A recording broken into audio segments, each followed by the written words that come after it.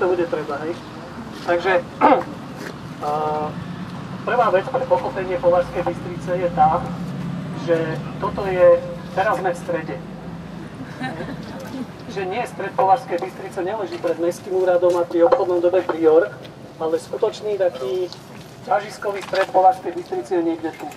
Pretože toto mesto pochopíte iba vtedy, keď uvidíte považské strojárne. Toto mesto sa stalo mestom len kvôli považským strojárňam. Považská Bystrica nie je nejaké významné stredoveké mesto. Mestom sa stalo až v roku 1946, čiže vlastne už po vojne. A ako argument bolo to, že Zbrojovka je už taká veľká firma, že tá osada nadobudla charakter mesta. Existencia obrovských považských strojární, a to si trúfam povedať, že 12 až 16 tisícová fabrika je obrovská firma. Teraz, keď sa vláde podarí 500 pracovných miest, tak vyskakujú až po plafón, že aká skvelá zahraničná investícia, ale tieto považské strojárne mali 12 až 16 tisíc zamestnancov vo vrchole svojej činnosti.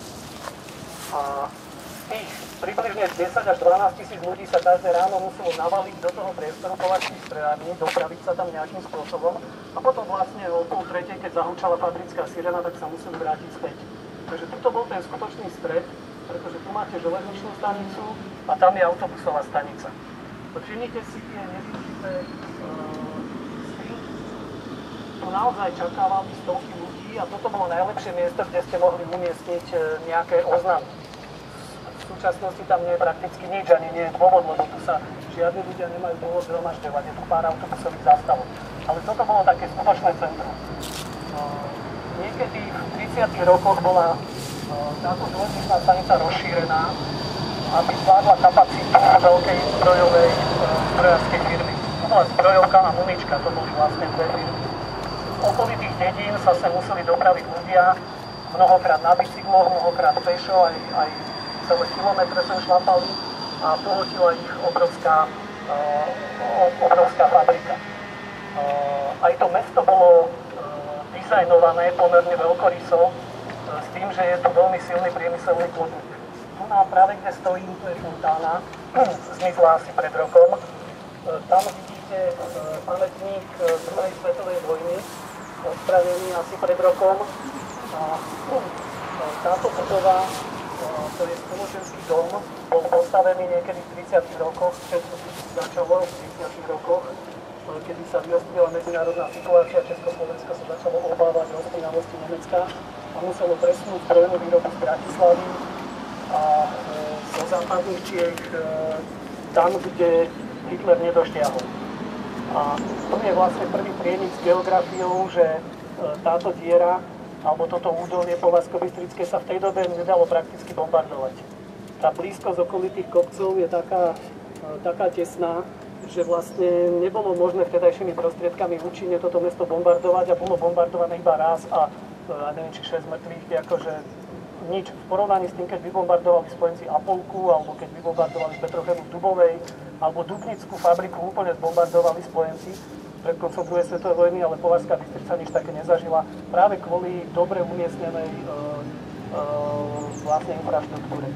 No, tento spoločenský dom mal, všimnite si tú logiku, že prichádzajú ľudia na železničnej stanice, prechádzajú cez Pančík, to bolo Pančík s Mladíkami, to bolo všetko ustrelené pred pár rokmi, a vchádzajú do spoločenského domu, kde sa môžu ubytovať.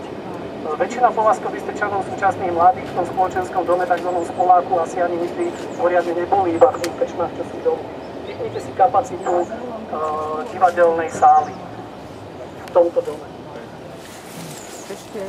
No, presne, 500 ľudí bola kapacita divadelnej sály, v tejto sále, alebo teda v tomto spoločenskom dome bol ubytovaný prezident Beneš, niekedy v nejakom 36.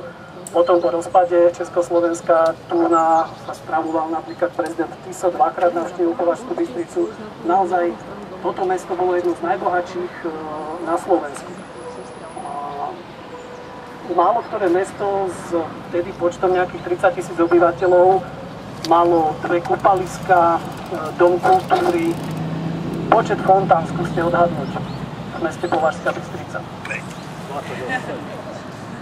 5 je málo, 28 veľa, nejakých 13 až 15 fontán málo ktoré mesto, v Bratislave by ste ťažko asi narátali taký počet fontán. Naozaj to bolo veľmi bohaté mesto. A to nám neskôr bude vysvetľovať, prečo sme, ale to si nájdem niekde v reštaurácii, keď je trošku viac času, lebo odvodíme od toho aj volebné výsledky a ľavicové preferencie miestnych obyvateľov. Musíme si uvedomiť, že najlepšie časy tu na ľudia zažívali za toho najtuchšieho komunizmu a za toho najtuchšieho slovenského štátu. Tu na neboli štrajky, pretože to bola absolútna zamestnanosť aj počas hospodárskej krízy. Tu na, keď zúrila normalizácia, tak tu na sa stával Dom kultúry, ktorý za chvíľku navštívime. V súčasnosti, keď som hovoril o tej neexistujúcej fontáne a neexistujúcom pamätníku a spoločenskom dome, ten dar považských strojární sa pre naše mesto stal aj prikliatím. Ako náhle prišiel rok 89 a zbrojná výroba bola zrušená, tak ich približne 9 miliardový majetok bol behom niekoľkých rokov rozškobaný a bolo to strašne chutné sústo pre mnohých privatizérov. Väčšina výroby nebola obnovená vlastne doteraz, a väčšina tých objektov chátra. Preto vás môžem sprevádzať po neexistujúcich fontánach, pamätníkoch, zavretých spoločenských domoch. A taká koruna hanby Považskej Bystrice je Dom kultúry, kde za chvíľku zavítame. Pretože to bol v 70. rokoch asi najluxusnejší Dom kultúry v celom Československu, vyzdobený znútra travertínom, Gustav Husák ho otváral. Až keď bol otvorený Dom kultúry v Banskej Bystrici, tak bolo niečo vyrobené, čo sa tomu rovnalo. Tam boli desiatky, možno stovky umeleckých diel, bolo to strašne drahé, bolo to strašne pekné. Koľký z vás tam boli niekedy, keď to fungovalo? Takže teraz sa tam pôjdeme pozrieť a tí, čo ste tam boli, tak sa pripravte na šok. Tí, čo ste si to nevedeli predstaviť, no skúste si predstavovať veľké travertínom obložené priestory, osvetlené kryštálovými lustrami, s gobelinmi od Matejku, s nejakými ozdobami od akademickej maliarky Trizuliakovej. Nedávno som tam sprevádzal jednu akademickú maliarku, a teda ženu z Vysokou školou výtvarných umení, a tá padala z nôh vlastne pri každom tom exponáte. Neviem, či ešte niektoré z nich v súčasnosti uvidíme. Sú k tomuto priestoru nejaké otázky? To som možno nezdôraznil, že keď prídete do Považskej Bystrice vlakom alebo autobusom, tak vás to vyklopí na okraji. A musíte sa dostať za svojimi známymi na sídliska alebo do centra mesta pomerne zložito. A je to vlastne dané tým, že toto bol ten stred. Že aj autobusová stanica bola dobre umiestnená, aj železničná, ale v súčasnosti sú umiestnené úplne nezmyselne. Pretože musíte sa dostať na kraj mesta, aby ste mohli sa dostať k nejakej hromadnej doprave. Otázky?